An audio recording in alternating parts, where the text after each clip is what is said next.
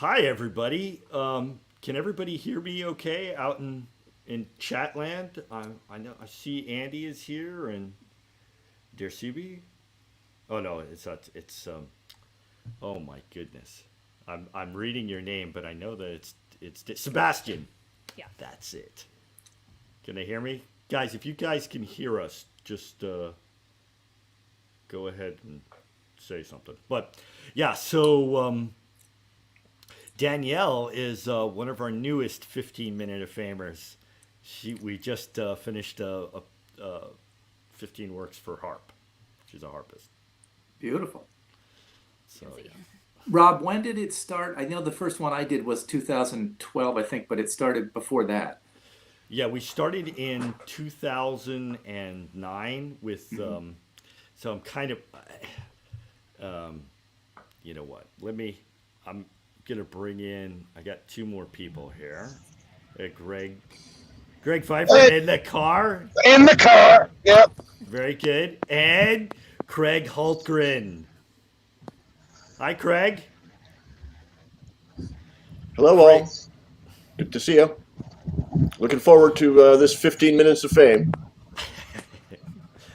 So Craig is a fabulous cellist. That well, you've done two 15 minutes of fame, but you've been doing Vox Novus stuff from way long before there was a 15 minutes of fame. Right? We've been producing things for decades now. Um, but I'm looking forward to the heart pizzas today. Yeah, it's a cool mix. This is gonna be it's gonna be a really fire back and forth. Because when I was editing, we had the show that we did online was about an hour long, and it was hard to cut. It was just hard to cut in a lot of places. So I took most of any of my narrative out and just like try to keep all the jewels. So you guys gotta let me know what you think of it. Nice. So yeah, to answer the question, and I'll introduce David in a minute, but I started 15 Minutes of Fame in 2009, and I had been doing 60 by 60 for 6 years already, and for all those who know Douglas De Silva, we I was turning 40, and I decided that for a birthday party, it was on. It was a Friday, and I figured I would just throw a concert instead of a party. So he was like, "Oh, you should do 1 minute pieces, 1 minute pieces." I was like, "I'm not doing 60 by 60. We had this acoustic venue. I was like, I don't want to drag in speakers and all that and so forth. So no 1 minute pieces. I've kind of had enough." He's like, "No, we should get like piano pieces and stuff like that." But I don't know, Steve, if we ever talked to you about this, but there's already like a 60-minute piano project out there by Guy Livingston, and I was just like, I like what he does. I don't want to step on his toes. That's the only type of like, you know, instrument that I thought could do a 60 by 60 because 61 minute pieces for any solo instrument can tax the ears. So so that's when he figured that we both came up with the idea of everybody writing a 1 minute birthday piece, 15 of them. So and then we would call it 15 Minutes of Fame. So that's how it started in 2009, and I was like, oh, it came off great. It was a lot of fun. It was really nice. We got a bunch of pieces. It was it was great. And then 2 years later, Xiaoyan Ding, she was the pianist that wanted to do it. She wanted to do it again, and I think she was the one that came up with that did the first theme. Well, I guess the birthday theme was one, but I think it was on Liszt. She wanted to do Liszt. So that's, and then from there we just had a whole bunch of musicians like just either by invite or come on board, and And we've done, I think the last time I counted was over 75 different mixes. Hey, David, how are you? Wait, let me. How's it going? Well, I just got off of a 5 day long term sub job in a small high school. So, Rock all in on. all, it could have been worse, but after 5 days of getting up at 5:30 to make it to school on time, today's running a little slow. That's okay. I hope you woke up late. I, I won't say late, I would say closer to my normal internal body clock. David is another huge veteran of 15 Minutes of Fame. I'm trying to think. You, well, first of all, you've done many 15 Minutes of Fame for Oregon, and now we're Done doing 3 of them so far. and now we're going to do a huge set for toy piano.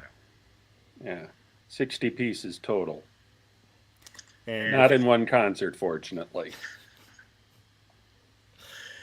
And if that wasn't enough, I think David has submitted.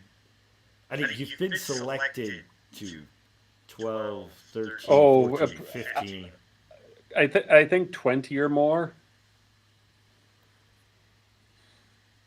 In any case, a ton of them. So yeah. And Greg. Oh, Oh, yep. there he is. Greg, he's in this harp 15 Minutes of Fame. And besides the new string quartet, Greg, I feel like you've been in something else too.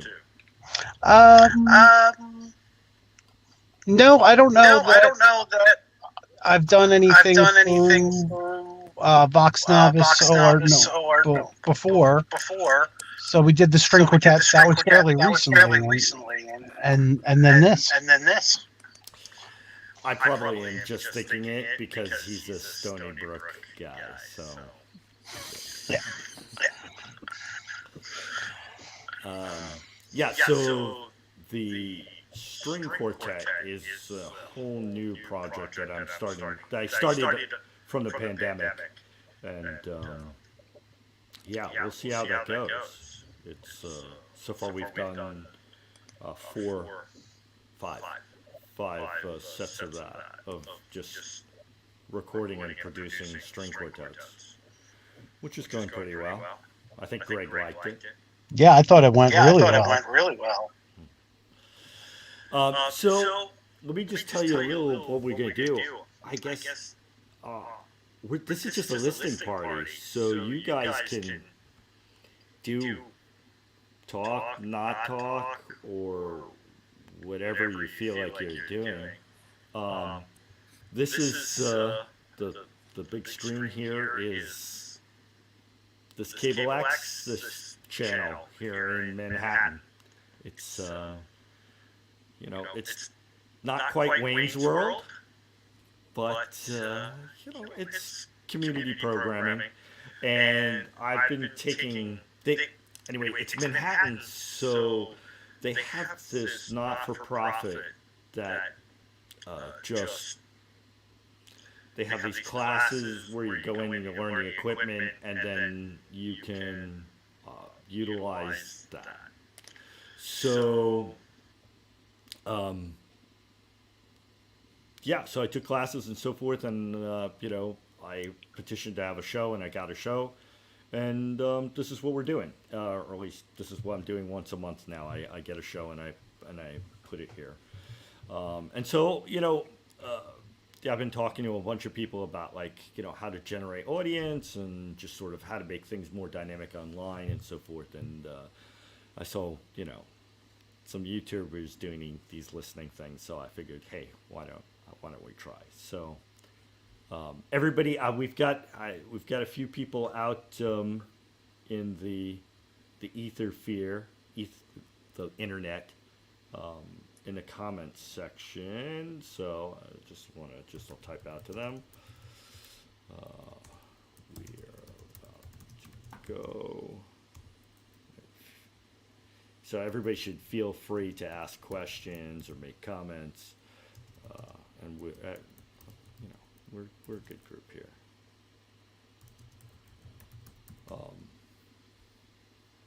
Does anybody have questions or comments, or now that we're about to start? What are we going to hear, Rob?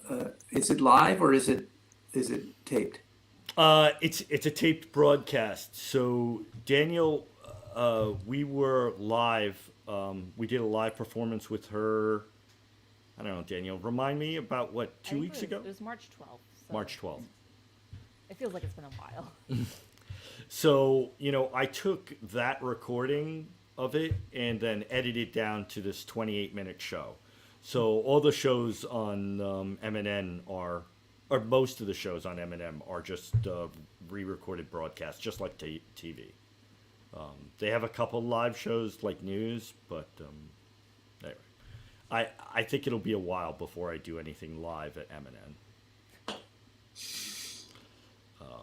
I have been broadcasting on the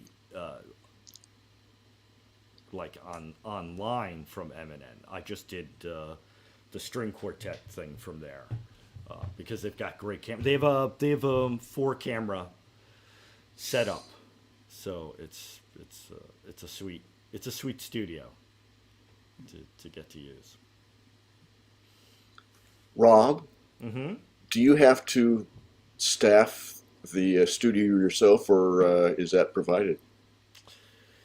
It's half and half. So you're supposed to come in with your own team that works the cameras and operates the switchboard and stuff like that. But they have like sort of a tech team to help you get all the lights up and running, and they want you to succeed. So they do a little bit of that.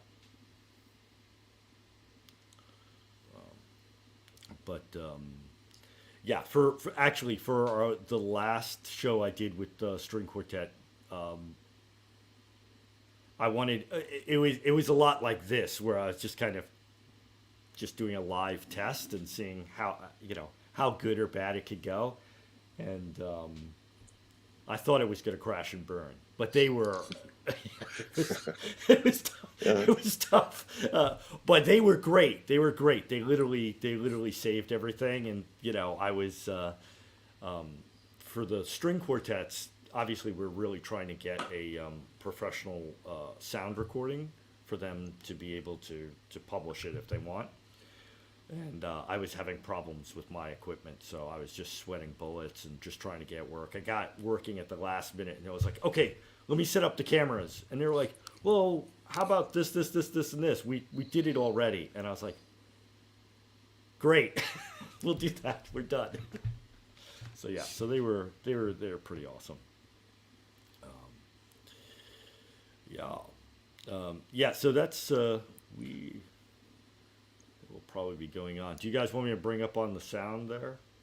Let's test that out to make sure it's working, right?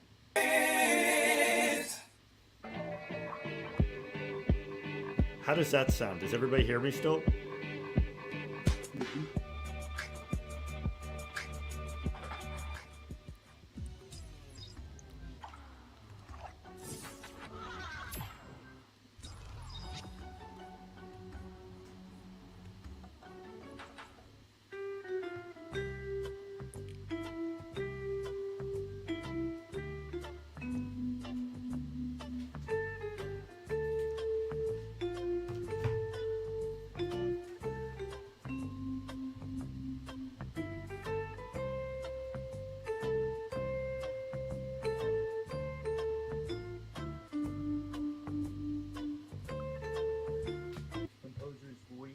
Presents 15 Minutes of Fame, featuring harpist Danielle Kuntz performing 15 composers' works.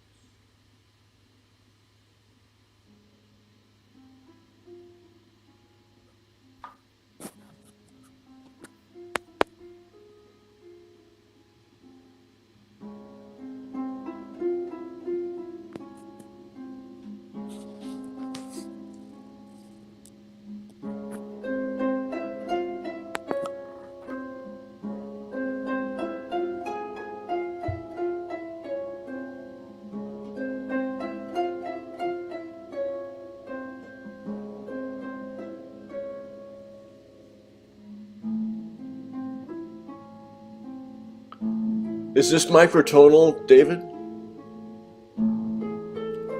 on. Sorry, David. No, no microtones.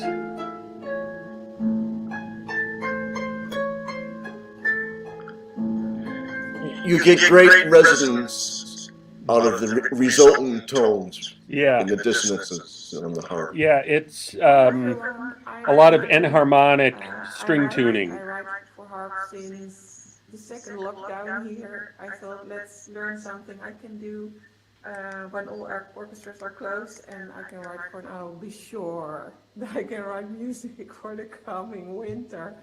So I rented a lever harp, and I must say that the harp completely changed the way I thought about intonation, because tuning is a thing you do a lot when you have a harp. And also you can tune it really great. I also have a piano, but it's always a bit out of tune, and a harp you can always tune, so I love the harp. And I got a lot of stuff going on preparing. So you can prepare with all kinds of hair things, and I don't know what you can imagine, anything, and you can put it on the harp and have special effects. I really like that. But in the end, I decided that the most beautiful way a harp sounds is with just the 4 fingers. And that's the clue to writing for the harp, is just write for 4 fingers. Great, right? That's great.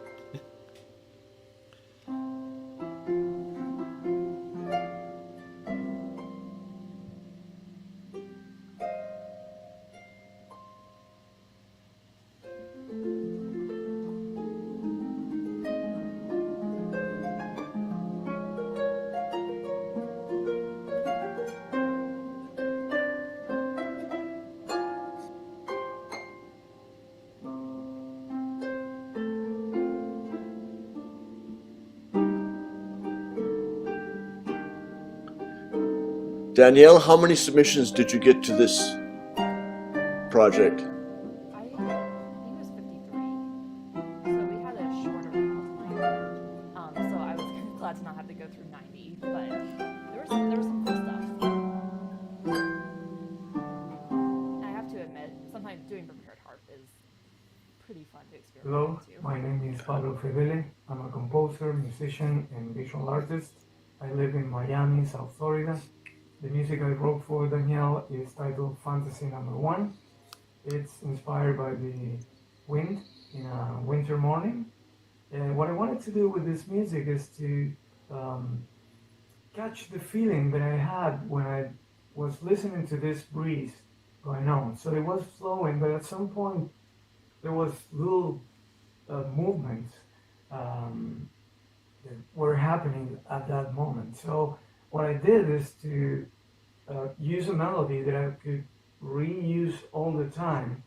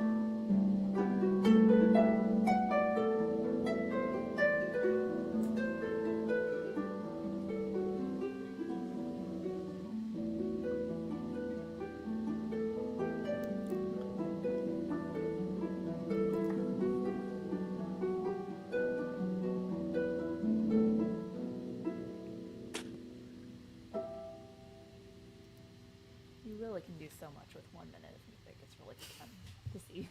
I want to bring on I think so, too. the next composer, Josh Trentadue. The music of composer and conductor Josh Trentadue explores philosophical and spiritual And views. you know, another on thing humanity, if nature, and I'd love itself. feedback on Balancing is, you know, when contemporary I'm going to and editing these texture shows, with it's just like unconventional and experimental I'm using sounds. different video An from advocate different of new music, different he seeks sources to and different provide places and so immersive forth. and And engaging sometimes it experiences feels a little for bit performers disjointed, and audiences. especially when I'm doing the edits. Josh, why don't you So tell us a if you little see bit about anything your that stands piece out and to you your guys, please let me program? know. Absolutely. So where I live in the state of Connecticut, typically during the winter time, it's not often that we get snow around here. I'm closer to the coast in comparison to more north of the state where they get more snowfall there. So my inspiration for this really was to write something that was sentimental in nature, appreciating the beauty of these snowfalls, even if they don't last for very long. And because of that, this piece also is really left unresolved in the end, as you'll hear in a way, because it's the idea I was going for was the idea really of just longing for more of that snow, to have it actually stick around for longer, really, as if capturing some wistful, nostalgic childhood memory of places I used to live in where snow sticks around for weeks or months at a time. We got 3 inches of snow here on the farm last night. Oh wow.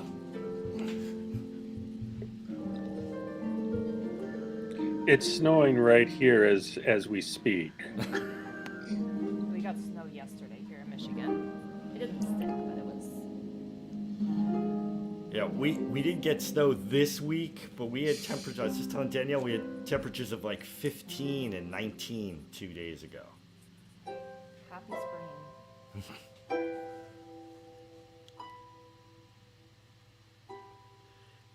It's funny too. I cut out a whole piece of what he was talking about it not, you know, snow going away, and then he talked also about getting huge snowstorms right after. He wrote this piece and then got the 2 feet of snow or whatever.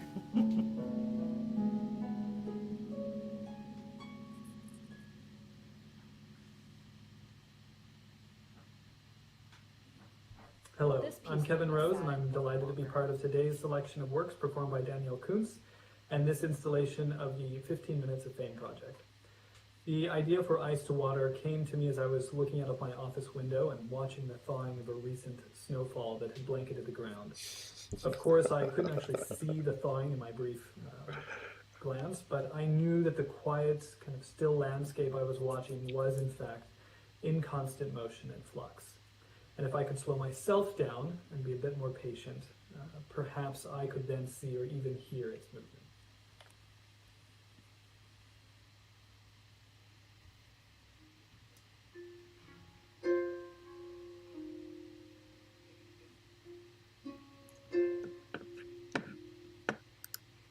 And this piece uses tapping on the strings, which is really quiet.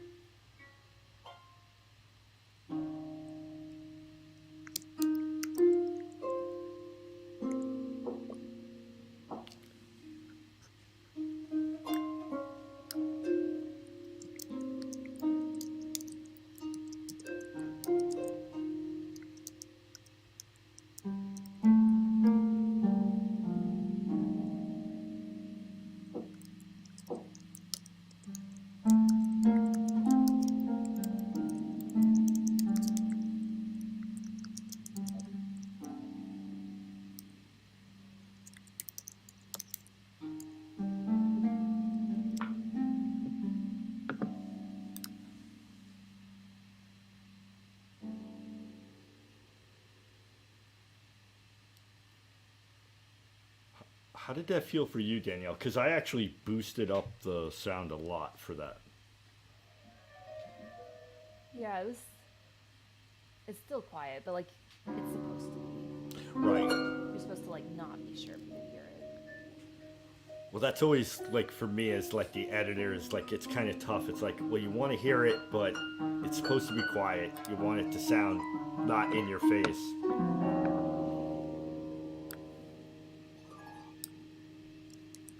this one was one of the fun pieces. I mean, they were all fun in a different way, but this one I really enjoyed.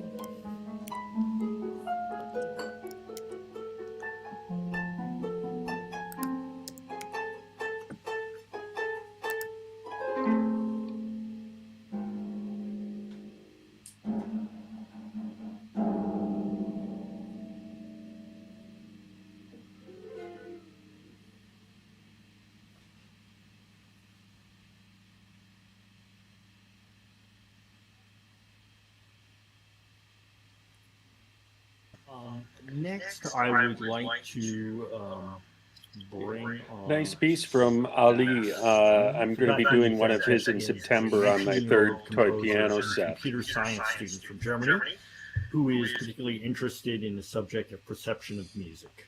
Rebecca, why don't you tell us a little bit about this piece that you wrote for Danielle? Yeah, sure. So when I was writing this piece, I initially went on a bunch of websites and YouTube videos just to check out what kinds of sounds the harp can actually produce. And harp can do a bunch of extended techniques, but I'm generally not that much of a fan of these particular noisy techniques. And especially when I was listening to examples of like étoufflé and the sort of staccato notes, I found it very interesting that you kind of stop the string, and yet there's this resonance of other strings. So I thought I would try and play around with that in my piece, and I came up with this 1 minute thing.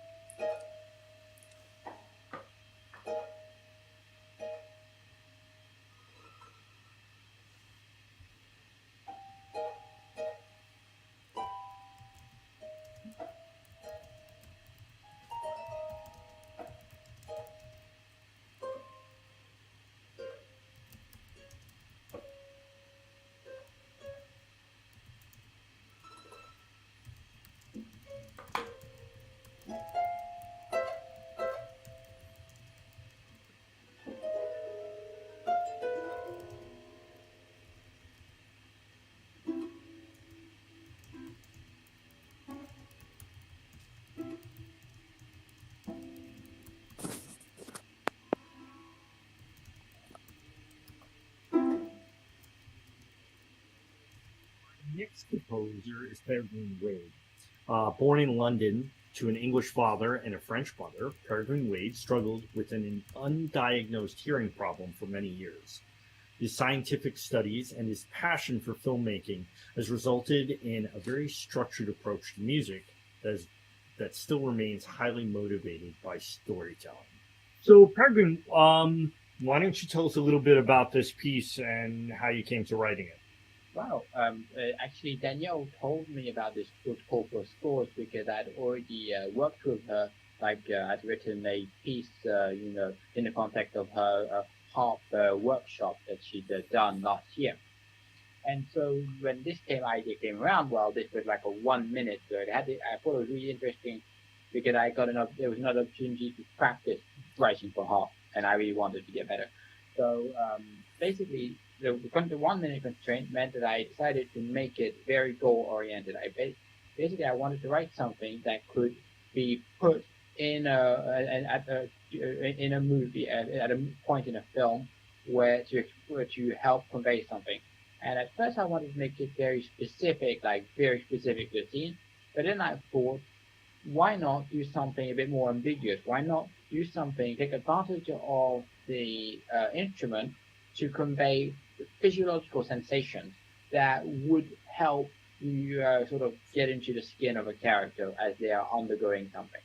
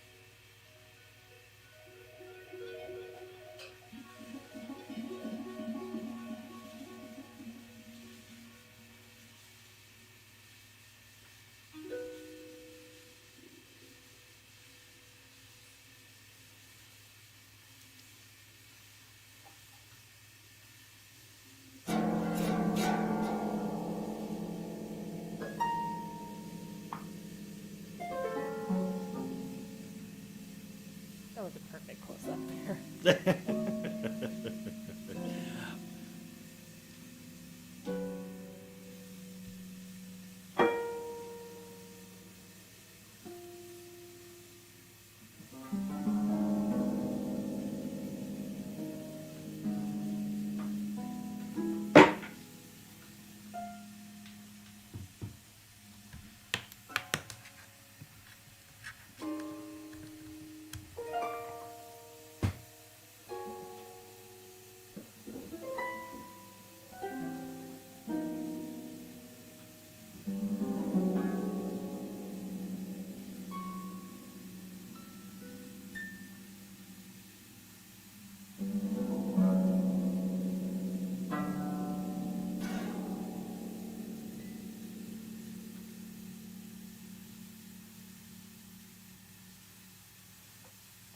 And so our next, I feel bad. We lost Greg at like composer right that I at his want to bring piece. up, Maybe he's a little Dionisio. shy. Dionisio Aguirre Trevino is a Monterey-based composer who enjoys writing electroacoustic and acousmatic and chamber music, exploring the shared world between Western art music, folkloric tradition, and the interplay of cultural, linguistic, and religious expressions. Tell us a little bit about your piece that you wrote for Danielle. Yeah, sure. So when I first heard about Cole, I was thinking like, uh, at the moment, I was thinking of the effect that culture has on how an instrument sounds, rather how we perceive an instrument sounds. So researching a little bit, I found out that most of what we think harp sounds like has to do with the with like a cultural affinity of the harp with the divine. For example, gods like Apollo in Greek culture and heroes like Orpheus played the lyre, which is like a little harp. And in Christian culture, the harp is the instrument of choice for angels.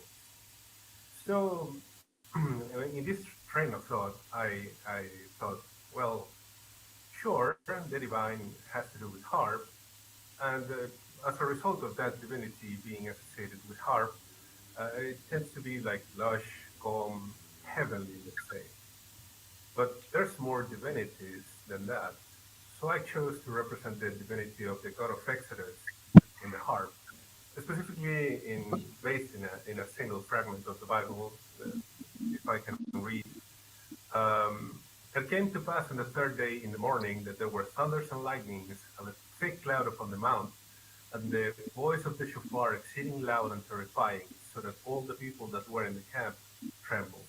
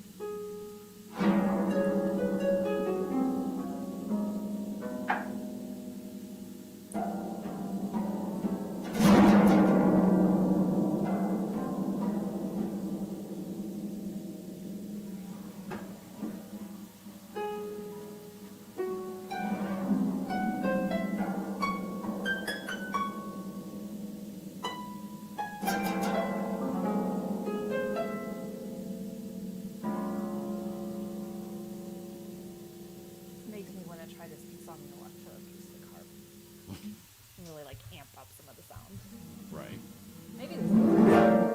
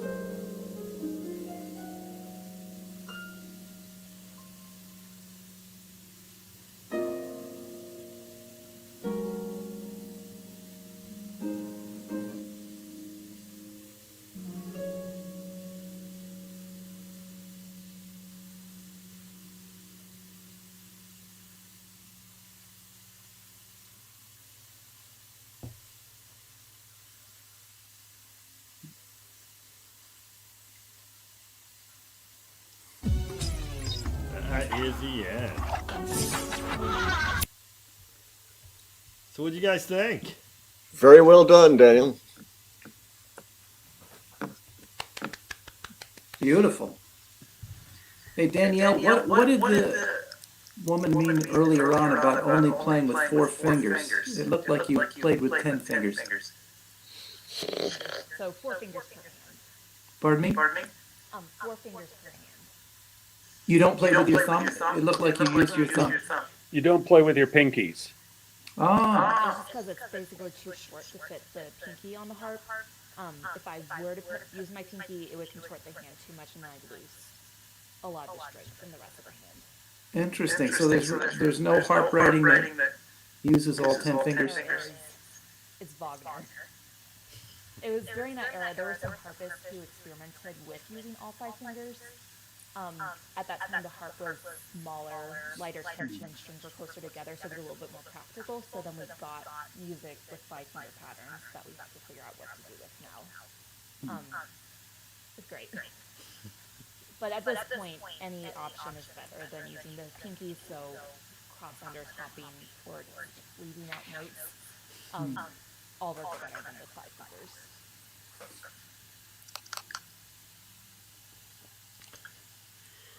What did you think of the edit, Danielle? I thought it flowed really nicely. So Rob, you don't have every composer talking about their piece, only a few of them, right? Yeah, so the way that I do it is I basically put a blast out to everybody that they have the option to participate live and or send me a video. So some people just do one or the other, some people do both. I can only fit 10 people, and Danielle, how many, if I remember, we had 6 live, right? That sounds right. Yeah, and we had 5 or 6 recordings, and I would say that was more than a full house. Yeah, there were only a couple pieces that had neither. Yeah. And so that's how I do it. And then everybody who's going to participate comes on like this, and then I introduce them and I put them through. Yeah. By the way, thank you, Danielle. When I was editing, besides the fact of just like, oh, I had to cut, everything was in beautiful order, and I felt like there was kind of a narrative that went along. It just, that made it really easy compared to some of the other edits I've had to do. Yeah, it was intentional. There seemed to be some really nice themes going throughout the pieces, so I tried to group pieces together, whether they were similar programmatic themes, at least if they were shown through the titles, or pieces that used very similar techniques or writing styles. I tried to group those together just for the sake of, the audience, to provide some coherence that way. It really makes a huge difference just as an audience member to see and hear connections beyond just programmatic. Yeah. And I could do a rant about how new music is usually programmed back with, Mozart or something, which doesn't help the audience at all. And you wonder why everyone leaves thinking, oh, that was weird. Well, and it's usually because of how it's programmed. Yeah.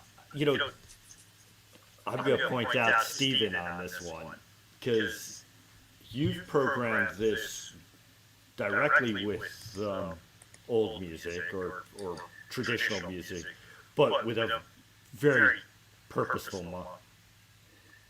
Yeah, I mean, it can work. I think you have to talk a little bit to the audience. I think that's the best way to make it happen.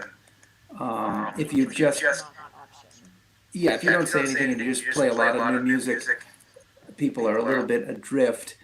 And if you play Beethoven and then the new music without saying anything, I mean, it's one way to do it, and not to tell people what to think, just let them listen. But I think it's not a bad idea to say a few words to the audience, and that can help.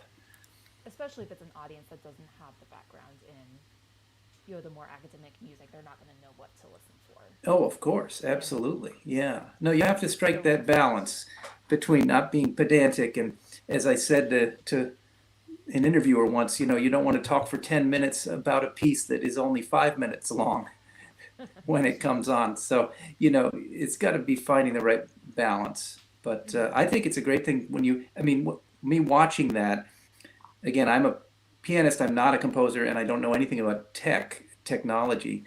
And I know nothing about the harp. So for me, it's great to hear the composers talk those little brief introductions.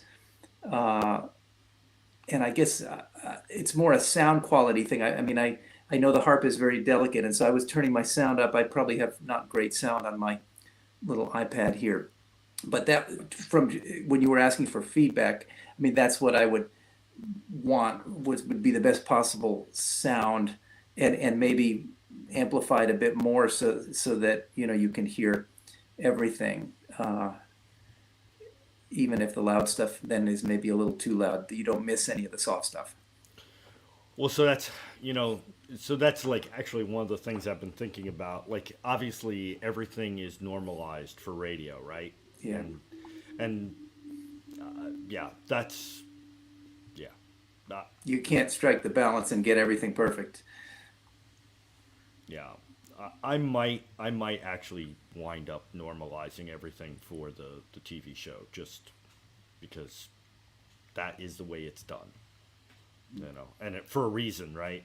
It's it's not like it's new.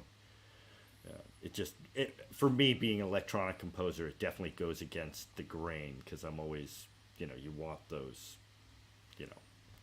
quiet moments and loud moments. But. It's so true, and it's the same thing with old classical, which is what I play a lot. When Chopin writes pianissimo, but if you're playing it in a 3,000 seat hall, you can't play that softly and have anybody past the fifth row hear it. So you have to make adjustments and compromises. Right. And that's where it gets tough, because you don't know how people are actually hearing it, because you can't be in the audience and playing at the same time. Right. Well, that's why it's always good to have a friend out in the audience, right? Yeah. I did that a lot. So yeah, when I was editing, it was funny how Anna Lou was like the first person to come on, and I was just like, oh, this is great. She is literally talking about the harp, as I was cutting. She was. And that's where I was like, oh, I could get away without having an introduction, because I just thought that she probably did a better job than I would. Everybody's familiar with 15 Minutes of Fame. I know I didn't really explain it too much in the beginning, but that didn't seem to get lost, did it? I think it made sense, but of course I'm coming from the perspective of I know the format, so I don't necessarily know what someone would think if they didn't know anything about the project. Yeah. So this is kind of what I'm doing now, guys. We're I'm doing these online 15 Minutes of Fame. Craig, Danielle, David have all done one or more than one. Another one. And and I'm hoping to get the recordings from online, and then do it on MNN on a monthly basis until I have enough shows that I can go weekly. Anyway, I think I'm setting myself up for torture, but that's the goal. I thought of this listening party thing like last minute. What'd you guys think of this format? Good, bad, interesting? I thought it was okay. Yeah. Yeah, my day, of course, is always chaotic because I'm always doing stuff. So I hopped on my stupid phone, which has awful sound quality and whatever, but I was still very happy to be here and see everybody. It And was nice. It was nice seeing you travel, by the way.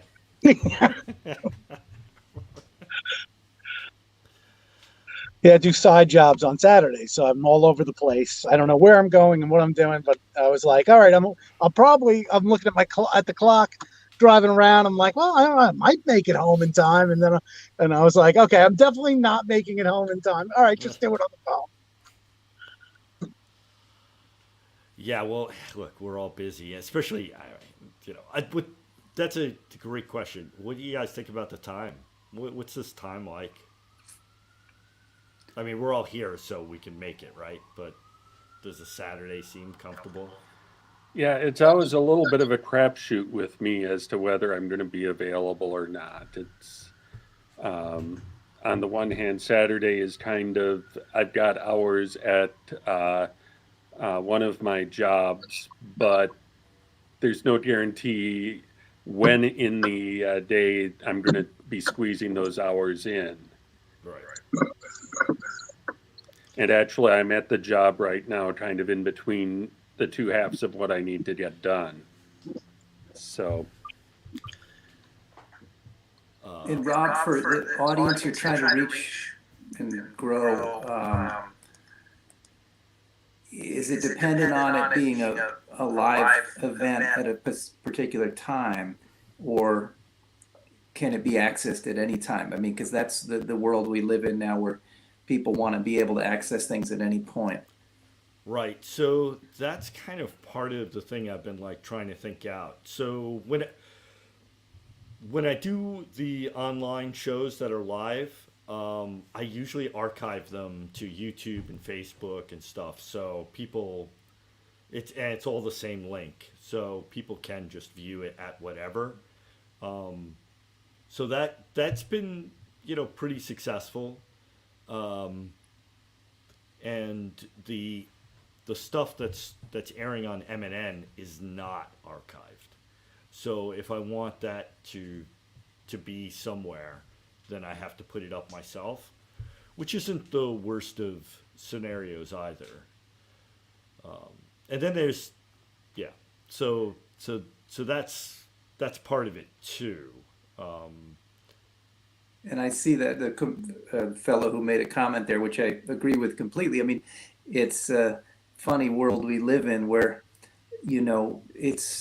we were forced online because of the virus, and there are good things about it that we've realized now, but also some not good things. And one of them, as we were watching this, I didn't want to be talking during the music because I wanted to hear everything, but you wanted a little feedback too, so we gave some comments. But it's always funny to me that you watch something from the Wigmore Hall, and it's Andras Schiff playing Bach, and people are chatting in the chat room. Hey, hello from South Korea, and it is not the standard concert focus that we would like to have. So it's a all balancing act, like with all of this. yeah, and I'm also, well, for me, like as far as the chatting goes, I mean, I guess it's a way for people to sort of do whatever they're going to do without sort of interrupting the performance. Because anyway, we've all been in places where people are talking during a live concert performance, which is obviously disruptive.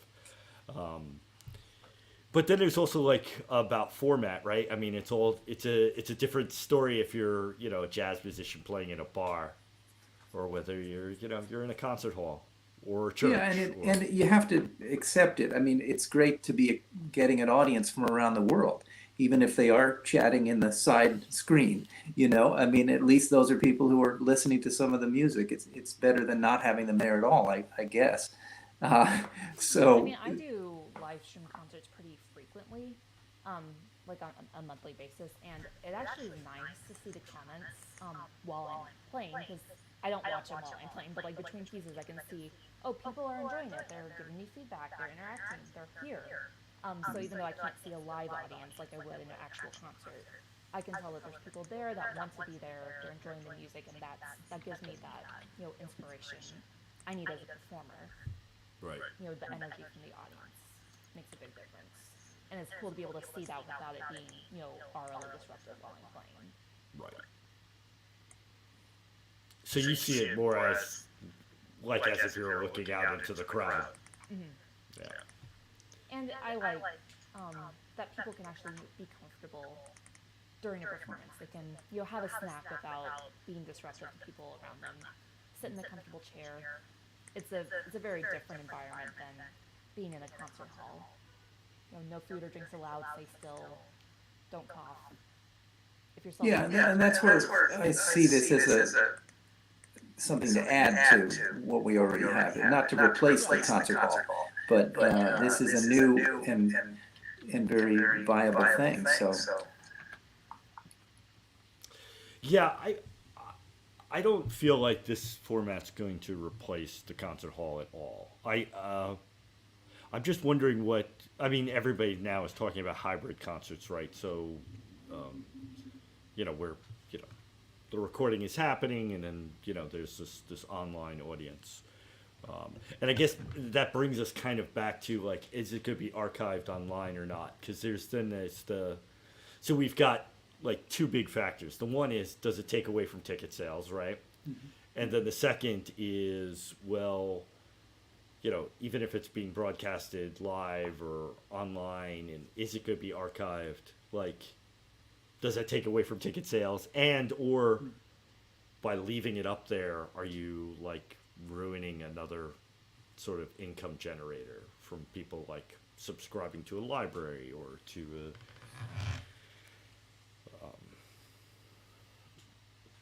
that's one of the dilemmas that I'm having, is just kind of the way that I'm assuming that I'm probably going to go forward is that, let's say everything is removed and people like the M&N studios are still under pandemic restrictions, right? So I can bring in only a bare minimum amount of performers and crew to go and work. But back in the day, you could have a studio audience there if you wanted. And that was, when I was thinking about this, but, before the pandemic, was literally that you would have a select studio audience that would be, special tickets. And then, then you could broadcast online and do, at the time, I thought that everything on M&M was archived and streamed out, and once you broadcast to the general public, it's kind of hard to keep that in. The internet is that's a whole nother story. But stuff gets out there anyway. But that's how I was thinking about it. Sorry. No, go for it. There's also the factor, a lot of people like to have the option to watch later, but even with the option, not many people will actually watch later. So it's like they want to know that it's there if they manage to do it, but a lot of the time we get busy with other stuff and it don't actually end up rewatching. So maybe it's not necessary. I don't know. Yeah. But I mean, obviously, part of the streaming services are going through this sort of calamity as well, right? They know that, binge watching is obviously something that lots of people do and will prepare themselves for. I'm also one of those guys where I'm like, I would rather binge watch some shows all at once rather than get it piecemeal. So there's a little of that, opposed to, it's like a premiere, right? The first moment that somebody can watch something, they have a target for them to set their watches to. Mm-hmm. So, yeah, I don't know what the answer is. I'm trying to figure it out. So, anybody gets it before me, please let me know. And where is this MN studio, Rob? They are currently based. They have two studios. One is the one I use is the one on 59th Street and 10th Avenue. I think that's where they are. They have. They actually have. well, currently they have one open studio, and then they have a whole bunch of like little editing terminals and something else. But in their space, they actually have two 4-camera studios, and then like four 1-camera studios. So if they want to do these like short little interview things with their people, they have a 1-camera like setup that they can go and do that. It's pretty sweet. I have to admit, every once in a while, like anyway, New York City is hard, but they have some advantages that you can't get anywhere else. I was in shock when someone is just like, oh, you should check these people out, and I was like, this actually exists. And then over on the east side, they have another studio that caters basically to the Spanish community there.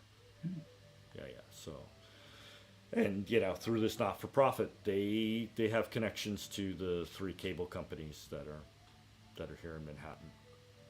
And that's it's. And what about old Jan Hughes? Is that still in business? Good question. I think so. It's been a while. It has been a while. It's like I loved working there. There was a lot of advantages to having that space. But they like changed pastures, and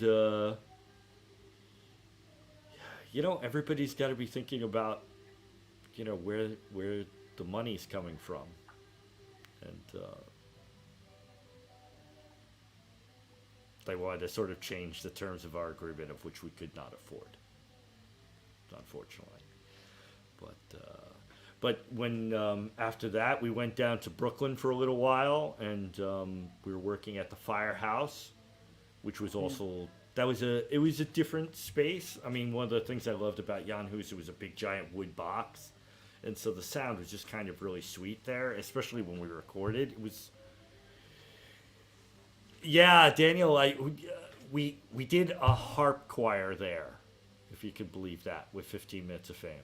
Oh, cool. Yeah, that was, the harp sounded sweet in that venue. And the piano wasn't too bad, right, Steven? The Liberace piano, the white one? The white. No, it was okay. It was okay. Yeah. Well, the Firehouse was nice too. That was an interesting space. I like that. Small, but nice. And a pretty good piano. I like their piano there. That was definitely more of a New York quirky space, which I liked. And I think, if I remember correctly, they moved down to Gowanus. My assumption is that they're still around. Gowanus is an hour and a half travel from me. So yeah, so yeah. Anyway, that is the only sad thing about Manhattan Neighborhood Network, is that they don't have a piano. So. But so the funny thing about all this is, though, so everybody that has a venue now is getting like hooked up. Either they're getting internet piped into their space, or they're setting up their own cameras and so forth. So everybody knows Demena, right? Does everybody know Demena Center? Anyway, they're the St. Luke's Orchestra works out of there. And they have several different concert spaces and studio spaces. And I did a project with Virtual Concert Halls from there, doing the New York Chamber music on orchestra. So they're all set up. They've got great pianos and so forth, and that's a nice gig. And they're reasonable to rent out. And then there's the Opera Center too, that's doing the same thing, and they're in the same position, except that they're in Midtown, or more in this. They're in the middle of Midtown. The Mena Center's over by the water. And have you guys done any more at Symphony Space, or was that just like a one-time thing? I can't remember. We haven't done anything since the festival. Yeah. Yeah. Just more just because of pricing and logistics. Symphony Space is you have to be prepared to bring a crowd. I feel like they're to but that's a great place. I'm hoping to go back there. My assumption is that they're also piped in with the internet too. I haven't checked it out. Yeah. I haven't done I've only done one live performance in the last few years. So, and that was Carnegie, which is a whole nother kettle of fish. Might as well start at the top. Yeah, I don't know if I can say I started there, but It's all downhill from there, Rob. yeah, that's right. Great. Well, this has been great. I actually have to go now, I think, but I don't know. Are there going to be more of these, Rob? Yeah. That's the plan. So the next one we do, I do the show once a month. So if you guys are interested in just hanging out and doing this, like, this is what I'm probably going to be doing is the listening party will be like just bringing people's attention to the show, and to just start jamming and talking to people again. We get like when after Young Hoos, we used to walk across the street to the bar. So, that's how I kept in touch with everybody and like talked and made plans and did all that. So all that's been moved. So maybe this will be a substitute. We'll see. The next. Well, this was great. And Daniel, thanks. It's beautiful playing. Just absolutely loved it. It was really gorgeous. I Very know good, I Yo. but I have one favorite old recording of Pierre Jamet, one of those old French harpists from the mid 20th century. I don't know if you know him. I think he was pretty famous. Yeah. And it's just a classic old recording. And I listen to it a lot. Well, great to see you guys. Thanks, Rob. Thanks so much. Thank you, Stephen. Thank you. Yeah, we'll be in touch. Danielle.